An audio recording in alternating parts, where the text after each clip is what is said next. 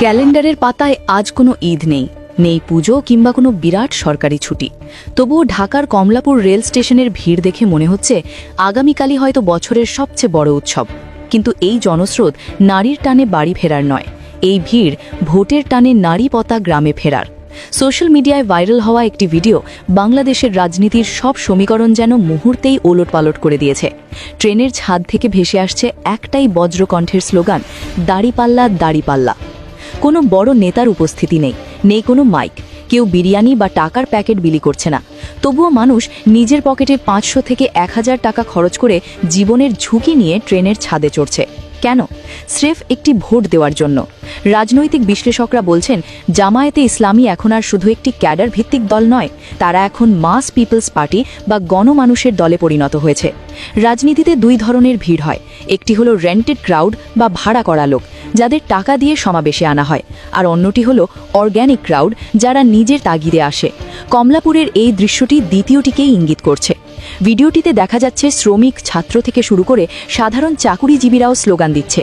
তাদের চোখে মুখে এক অদ্ভুত জেদ। তারা বলছে সারা বছর যারা লুটপাট করে খেয়েছে তাদের বিদায় করতে যাচ্ছে। জামাত যে এতদিন ধরে তৃণমূল পর্যায়ে সমাজসেবা আর মানুষের বিপদে পাশে দাঁড়ানোর কাজ করেছে, তার প্রতিদান আজ তারা পাচ্ছে। এটি প্রমাণ করে জামাতের ভোট ব্যাংক এখন আর নির্দিষ্ট গণ্ডিতে নেই, বরং তা সাধারণ আমজনতার মাঝে ছড়িয়ে গেছে।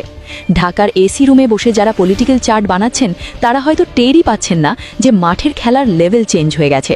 ট্রেনের ছাদে বসে স্লোগান দেওয়া এই মানুষগুলোই হলো আসল ওপিনিয়ন মেকার। এরা যখন গ্রামে পৌঁছবে, চায়ের দোকানে বসবে, তখন তাদের এই উদ্দীপনা পুরো গ্রামের মানুষকেই প্রভাবিত করবে। জামাতের কর্মীরা মানুষকে বোঝাতে সক্ষম হয়েছে যে এই নির্বাচন শুধু ক্ষমতার পরিবর্তন নয়, এটি দেশ ও ইনসাফ রক্ষার নির্বাচন। শহর থেকে গ্রামমুখী এই স্রোত প্রমাণ করে 12ই ফেব্রুয়ারি গ্রামের ভোট কেন্দ্রগুলোতে দাড়িপাল্লার জোয়ার নামবে। যারা ভেবেছিল জামাত মানেই নেতিবাচক কিছু, কমলাপুরের এই সাধারণ যাত্রীরা তাদের সেই ভুল ভেঙে দিয়েছে।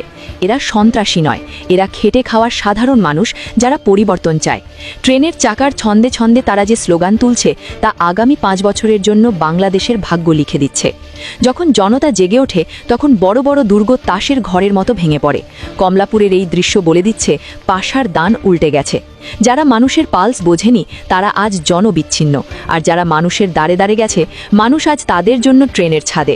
প্রিয় দর্শক, আপনার কি মনে হয়, এই জনস্রোত কি ভোটের বাক্সে বড় কোনো বিপ্লব ঘটাবে? কমেন্টে জানিয়ে দিন আপনার মূল্যবান মতামত।